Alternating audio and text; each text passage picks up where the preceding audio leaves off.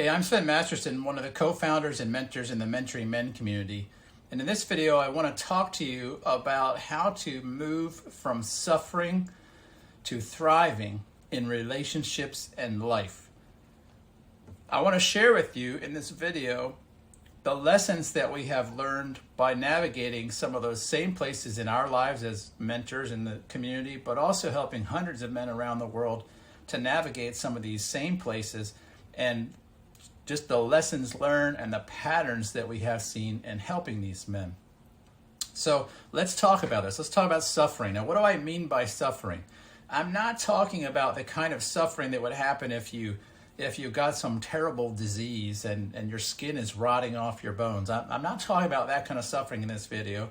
I'm talking instead about a quality of life or a lifestyle that is characterized by a heavy dose of hard and difficult emotions. Things like anger, resentment, bitterness, contempt, frustration, disillusionment, dissatisfaction, loneliness, a sense of being rejected, a sense of being on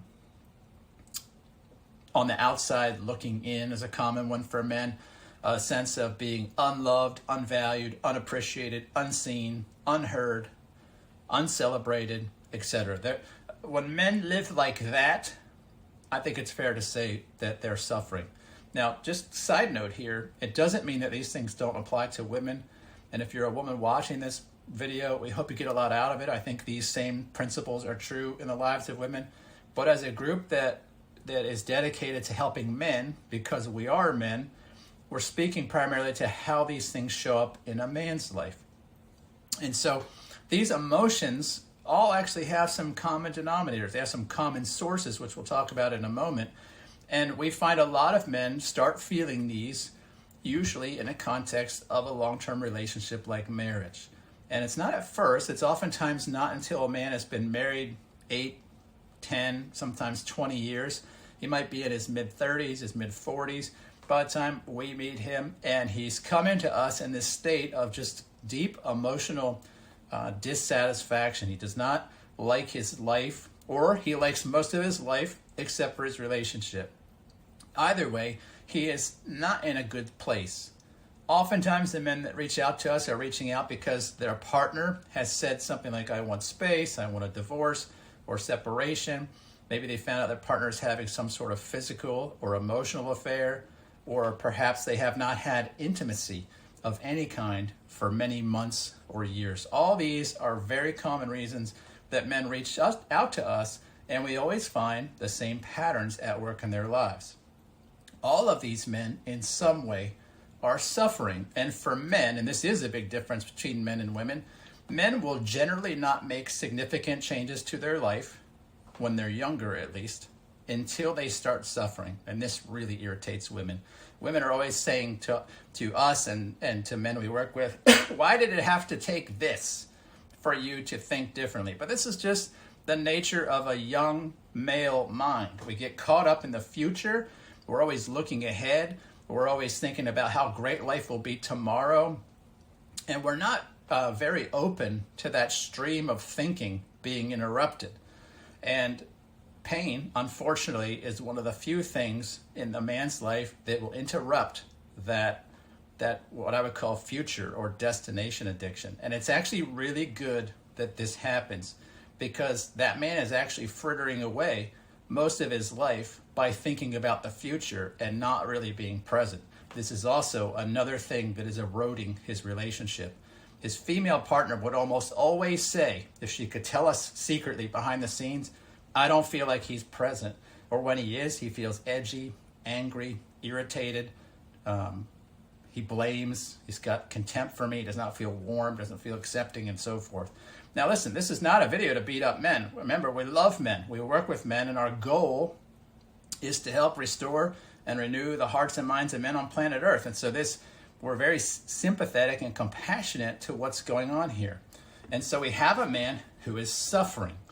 Now, behind suffering are always kind of three primary things that we find in men. We talked about some of the emotions, anger, frustration, and all that. They all kind of come from three main places.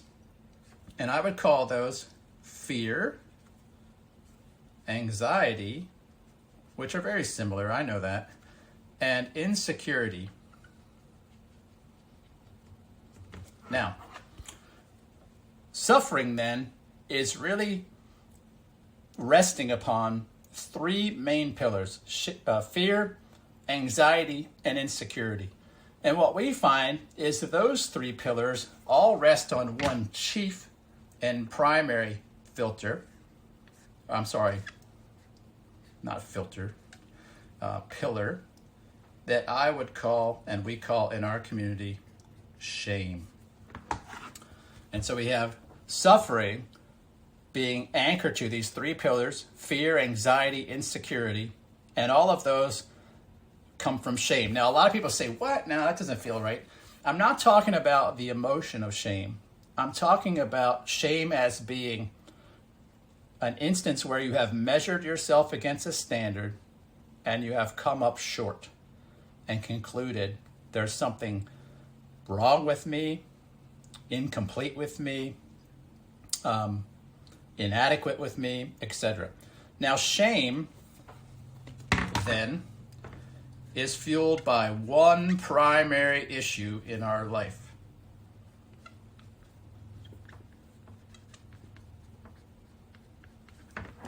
Judgment.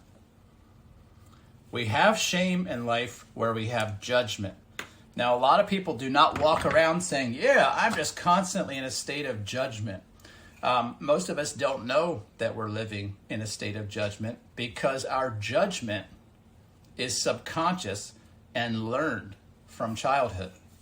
Now, if you have children and you're watching this video, I want you to think about your own children. And if you have children, who are over, the 4th or 5th grade, you'll probably have some experience with this. You might remember when your kids are small, once their physical needs are met, they're generally happy, they're generally easygoing. They might irritate you because of what they need from you, but their own emotional state is curious, open. Most kids are kind, they're accepting, they don't judge people. They're just like great little human beings, aside from what they need from us that can feel a little taxing at times. Now, I'm saying that as a father of 6, not as an arbitrary way. I've raised lots of little humans, and I know what it's like. And what I watched as a father is as my children got older, usually around age 7, they started to become more self-aware. And as they became more self-aware, they started learning about judgment. They started learning standards from which to judge and measure themselves. And kids learn hundreds of these standards. You get standards from your nuclear family. You get standards from your extended family. You get standards from your schooling. You get standards from your neighbors, from your peers, from social media, from all forms of media. You get standards from religious institutions. You get heaps and heaps of standards that all say a good human has to measure up to this. And so in our self-awareness, we start to become aware that when I judge me, when I compare myself to a standard, I come out on the losing side. That's a part of my poor art skills. When I judge, I come out as a loser. I come out as inadequate. I come out as not enough. And what we don't realize as humans is we're not making these judgments based on absolute certain truths of the universe. We're making them against arbitrary things that we learn. Like all human brains are judging off of a cache or cache, if that's how you pronounce it, of our experience and our learning. And so if I'm in a family, for example, that says, hey, only humans that are worthy of being called a good human are those that get a 4.0 grade point average or above, then that becomes my standard of judgment. If I grew up in a family where everybody is like north of 6 feet tall and I'm 5'9", that's just a new place I judge myself. And so we create thousands and thousands of these judgments as children that we practice cognitively in our thinking, because we don't know better as children. We don't have the wisdom and insight to challenge our judgments, and we store them as belief. And so we enter adulthood with all kinds of beliefs about where things like our value, our worthiness, and our significance come from. These become the bedrock of how we understand life. Some people might refer to this as your worldview. You develop a worldview that is filled with judgment. And when you have judgments where you lose, a terrible thing happens in addition to this thing we call shame. You start to believe that some of your deepest needs, and I'm talking about intangible needs here, and an intangible need is a need that we're very aware we have. A desire or want is another suitable word. An intangible desire, want, or need that we have that we can't really quantify. A great example would be acceptance, a sense of being loved, appreciation, respect, happiness, connection, validation, right? All of those are in our needs for a human, but they're intangible, meaning you couldn't sit with me and we couldn't watch or measure a quantity of some kind passing from one person to another. And yet we're very aware we have these needs as humans. But when we judge ourselves like this and we have shame, we have come to a conclusion that I am not adequate or enough to meet my own needs. And so what we end up doing is we export or delegate our needs to other people outside of us. Now, I just drew like a little woman over here in a skirt, and I'm not going to be at all politically correct with this, and if you have a problem with that, just stop watching.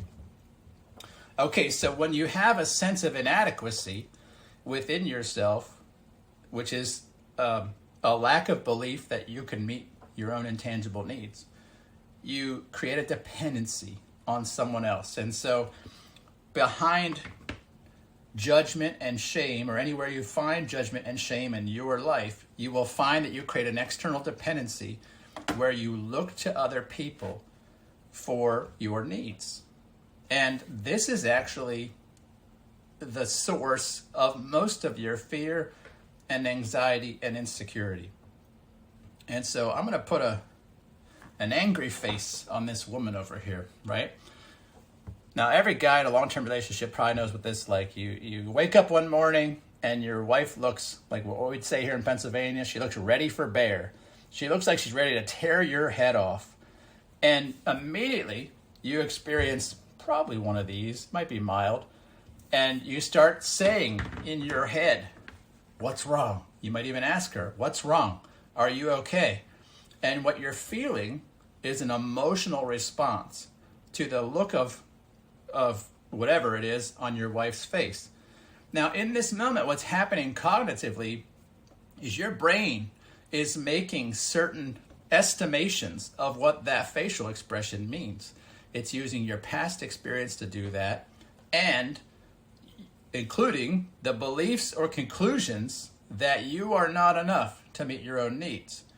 And if you have placed needs of some kind into the care and stewardship of this woman in your life, when she looks out of sorts, you will experience fear, anxiety, and insecurity. Why? Because your need is threatened.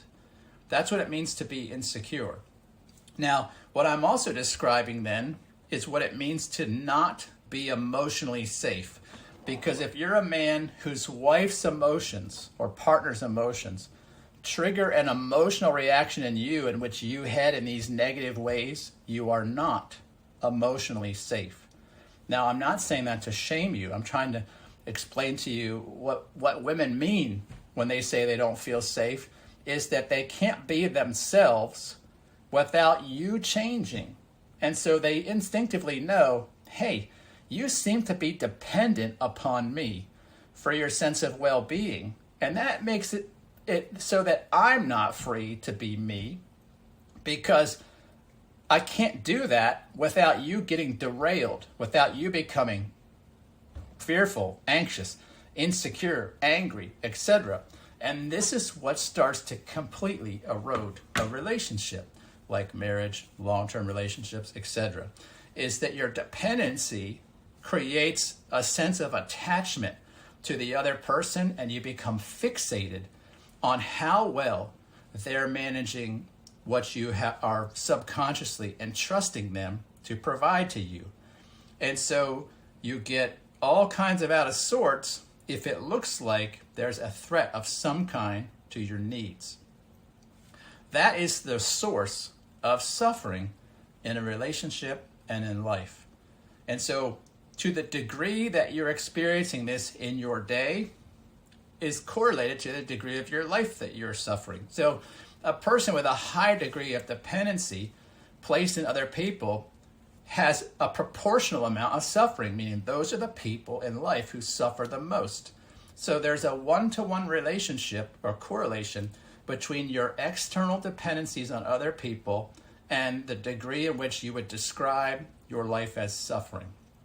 So if you're thinking ahead, if you're a person who's kind of following along, you might be saying, okay, so then to suffer less, I need to be dependent less. And you would be correct. The path out of suffering actually begins or is related to eliminating these third-party dependencies by crossing them out. But here's the thing. If you just get on the internet and somebody says, don't be needy, that's your problem. Well, thank you, Captain Obvious. Yeah, we know you need to not be needy, but how?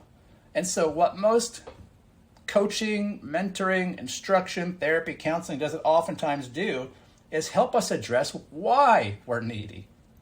We're needy because of judgment, right? And so I can't just say, I'm going to stop being needy.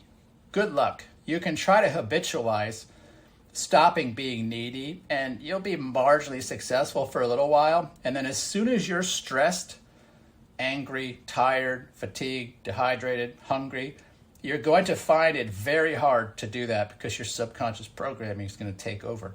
And so you have to actually go deeper. And this is exactly what we do in the Mentoring Men community, specifically in our Renewed Masculine Man program, is we get right to the heart of things, to judgment. And so what we do, and what you need to do, is you need to figure out all of these standards with which you're judging yourself. And you need to start replacing that judgment with something else. And I hope if you're following along that you can imagine what gets replaced with judgment. What do you replace judgment with? Acceptance. Now, acceptance comes when you cultivate a standard that you can confidently and reliably know that you meet. And this is where you have to move away from a performance or merit-based way of calculating your self-worth. That's really the problem behind all human beings suffering, is that they are deriving their sense of self and its related well-being based on a standard of measurement that is movable and flexible and goes up and down with achievement or failure. Now, when your sense of self-worth is tied to something so fluid, kind of like the stock market, then your sense of self is also fluid. How you feel about you is too dynamic, and you can't really have any abiding sense of confidence unless your merit and performance, when you measure it against all your standards, is absolutely perfect.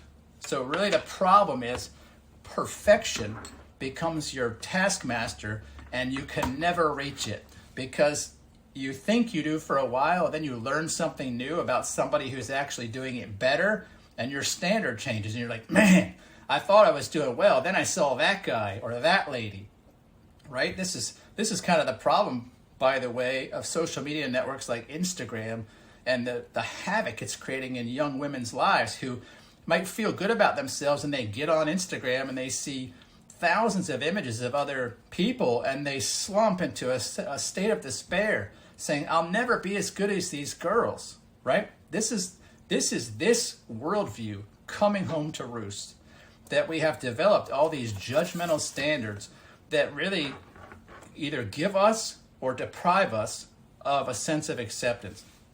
And so in the Mentor and Men community, we help men understand with a high level of clarity and precision precisely what are their standards and that they're using to judge. And we help them to replace those with standards that they cannot fail.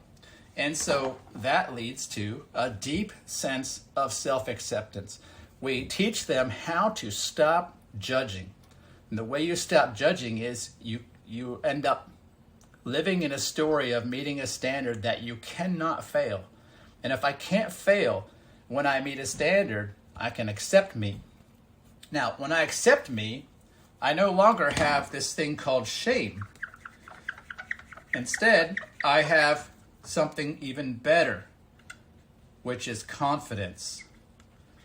Now, again, I'm not talking about the kind of confidence that comes when you win the game, or you get a raise, or a woman says, man, you're a hunk, right? Those are fleeting forms of confidence, or what we would call competency-based confidence. They go up and down based on merit, performance, arbitrary measurements, right? And they don't last. And so most people, most men especially, build their sense of confidence on their competency instead of a deeper level of confidence that some people might call spiritual confidence or transcendent. I don't really care what you call it. Don't take the word spiritual there to mean religious, just that your confidence is based on something that transcends your doing, and that it's based on your being instead of your doing. Now, when I have confidence, that means that and acceptance, it means I understand, you know what? I can meet my intangible needs. I can self-source things like happiness, my sense of well-being. I can self-source appreciation, intimacy, connection, because it turns out I don't need those things from other people, because if I'm getting them from other people, I have to ask myself the logical question, well, where did they get it to give me? And so if it can't be found within, and I'm trying to get it from another person, that's illogical, that's irrational. I can't get something from another person if people don't have the means to create it. And so we learn quickly, and we see men do this every day all around the world, that they can self-source their needs. And so instead of dependency, they have this new beautiful thing. Two beautiful things that are related to each other.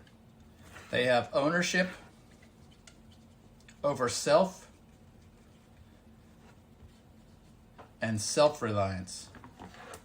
Now, that's a process where now that they accept themselves and they have confidence that they can own themselves, they start taking back at a conceptual level. They start taking back all of these dependencies that they had farmed out to other people, primarily a spouse in a relationship. And instead, they're repossessing the ownership and the agency over these parts of themselves that they had asked other people, or expected is probably a better word, other people to manage. And so when they take back everything that they had heaped upon others, they're no longer needing, their brains no longer need to focus with laser intensity on how those people are acting. Because you see, when I'm dependent, let's just say in this example, my sense of happiness, I have farmed out and delegated to my wife. If I've done that, I have a laser-like intensity in watching how is she doing managing my happiness. And so a man's thoughts will become obsessive about, why is she doing this? When is she going to do this? A lot of guys, it shows up like this. Why is she on her cell phone so much? When's she going to put that down? Because what they're actually feeling is they have a need. They think she can meet the need. And so they're judging how she uses her time and attention because it seems to be a threat to their need. That's just straight up feeling insecurity, right? And so we have those where we have dependency. So when you take dependency away, in this case, like let's say I say, well, my wife doesn't create my happiness. I do. So I don't need her for her happiness. And so naturally then I stop looking at how she's managing her time because I don't have those needs from her. Now, that implies kind of a natural form of acceptance. I just start accepting how she's using her time because I have no reason to judge how she uses her time because I have no dependency upon her. And so what goes away is my fear. And where I had fear, I have love. And where I had anxiety, I have peace. And where I had insecurity, I have security. And so the transformation then leads to thriving. That's the process.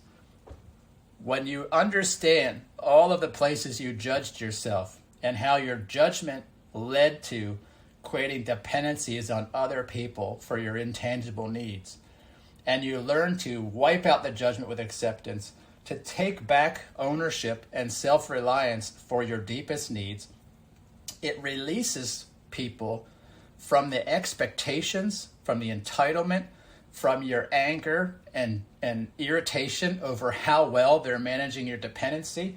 And instead, you have love and peace and security. And then this is how you wake up every day.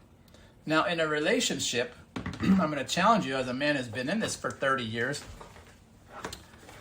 All of your relational conflict is from fear, anxiety, and insecurity. Your frustration with your partner, if you get into the weeds of the stories behind that, they're all because you don't feel like she's managing one of your needs very well. And so you have an emotional response to that incident that creates something like frustration, anger, irritation, disillusionment, disconnection, and so forth. And so what we find in ourselves and in the men we help is that when we help them transition from a life of dependency to ownership and self-reliance, and we're changing the narrative inside of them about judgment, and we're helping them shift to acceptance, that it replaces fear and anxiety and insecurity with love and peace and security. And they feel entirely different about themselves. And what they report, and what I experience too, is all those hard emotions start to diminish by orders of magnitude because they were all driven from our external dependency on other people to meet our needs. And so when this happens, you stop suffering and you start thriving. And you notice that very little, if any, of your thoughts are about other people anymore. In fact, if you're watching this video, I want you to ask yourself, how much of my thought life is about other people? About what other people are doing, other people are not doing, how they're spending their time and energy. Do I have a lot of hard emotions towards other people? All these are an absolute dead giveaway that you have a significant amount of dependency. And you'll have a significant amount of suffering as a result. If you want to thrive, you must address this dependency. The path out of that is to learn to live in a better story when it comes to judgment. One that does not lead you to shame, which is ultimately going to lead you to rejecting yourself to meet your own needs. And instead, it's going to lead you to a place where you not only accept yourself, but you believe with confidence and assurance that you can meet your own needs. You can create your own happiness. You are the creator of connection and intimacy, not a consumer of it. That you can create your sense of well-being, because well-being is really a reflection of how we feel about ourselves. And if we don't have a good feeling about ourselves, we will look outside of ourselves for that sense of well-being, and then we'll proceed to judge those who we look to for how well they do or don't meet that sense of well-being. That, my friend, is what totally F's up relationships. And so when we help a man do this, when we teach him to stop suffering and to start thriving, it turns around his life. And what we also routinely hear from these men is that when their life turns around like that, when they know how to thrive, when they know how to own their life, when they have agency and self-reliance, when they have unconditional high regard for themselves, it changes their relationship. Because it turns out when you're filled with expectations and entitlement and dependency on other people, they feel that stuff. And nobody wants to be on the hook for someone else's sense of well-being. And in a relationship like marriage, what ends up happening is when you have done that, when you have placed your sense of well-being into the responsibility spectrum of someone else, they feel that as pressure. This is why a woman asks for space, because she can feel the neediness and dependency on her to make your emotional life okay. Remember that emotional safety thing. And so when a man stops the dependency and he learns how to be self-reliant and he learns how to thrive, he is fundamentally emotionally safe. That means that his emotions are no longer dictated by the look on her face or how much time she's on her cell phone or, boy, she's dialed up when she's going out to be with her friends. None of that becomes a measure anymore or a threat to a man's sense of well-being because he owns his well-being. And that is a super attractive way to be in a relationship. It's actually how you move out of the disillusionment stage to the next stage of marriage, which is called the acceptance stage. Why is it called acceptance? Because you're learning to accept one another. How do you learn to accept one another? Well, you have to start with self-acceptance. This entire journey all boils down to ceasing your judgment for yourself and accepting yourself, and then extending that newfound acceptance you have for yourself to your partner, realizing, you know what? If I'm worthy of self-acceptance that's not related to merit, that's not related to performance, that's not related to perfection, what does that mean for my partner? They must be also. And so we start to create a generosity where there had been judgment towards others. We start to create acceptance. We find our original state again, which is warmth, curiosity, appreciation, compassion, empathy, all things that start to dwindle and just go away in the disillusionment stage of marriage, because what we're really experiencing is the apex moment of our dependency and the apex moment of the failing system of a merit or a performance-based view of self. And so when all that crumbles, and it's painful, I know, it's so painful, what comes back is a much better thing, right? This is really a metamorphosis experience in a man's life. And if he has it with thoroughness, it'll lead to the total transformation of his life and his marriage or relationship from suffering to thriving. Now, I've just explained in that 30 minutes or so some pretty complex stuff. And just to be straight with you, it takes us 6 months to lead a man through that. And we do so very, very thoroughly, meticulously, really. We're all a lot of guys that come from, IT backgrounds and technical backgrounds, and we're not into the woo-woo stuff. And so we have developed a tool set or a journey where you learn these tools called the Renewed Masculine Man. And that process takes men through about 3 months of really getting a very clear view on their judgment and dependency of themselves, of their spouse or significant other, and so forth. And so it's a painful time, but it's a time where they're learning just exactly what needs to be addressed in their life. Then we spend the next 3 months, we kind of go around the bend, we say, and we spend the next 3 months showing men how to start to systematically and reliably begin to eradicate that judgment, to eradicate that dependency. And when men do that, they find the spring of ownership and self-reliance within themselves. They report a growing sense of well-being, a sense of satisfaction. They start reporting, hey, I feel a lot more calm. I'm feeling love. I'm feeling secure. I think I'm starting to thrive. And almost without exception, they say, you know, my wife, who hasn't talked to me much, she never used to touch me, she always kind of looked angry, I find she's actually coming near me. And they're realizing exactly the fruit of what happens when you transform your heart and mind to replace judgment with acceptance. That's the journey we love to take men on in the Renewed Masculine Man, which is that 6-month journey within our community. And I would love to talk to you about that. And so I want to invite you, if any of this has dung any bells for you, scroll down and you'll see some links about where you can set up a one-on-one session with me or one of the other mentors in our community. It's going to be 60 to 90 minutes long. It's complimentary. We're going to talk about this stuff with you. If that's what you want to talk about. There's no sales pitch. We're not going to try to give you any special offers. We're just going to talk to you about this, what we have to offer. It's really straightforward. And if that works for you, great.